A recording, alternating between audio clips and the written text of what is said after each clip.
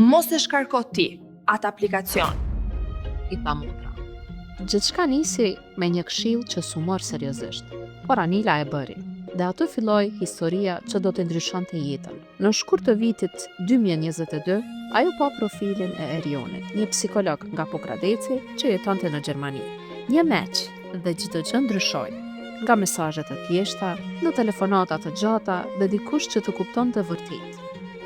Derisa në takimin e parë në Fier, zemrat e tyre kuptuan se kjo ishte dashuria e jetës, por rruga nuk ishte e lehtë. Ti nuk do të lidhesh me atë vajzë.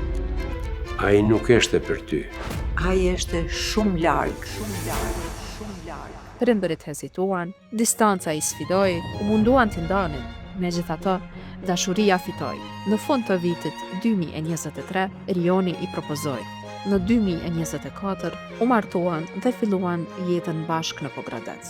Sot, përgatiten për kapitullin e ri në Gjermani. Një histori që nisi me një mos e shkarko dhe përfundoi me një po për gjithmonë.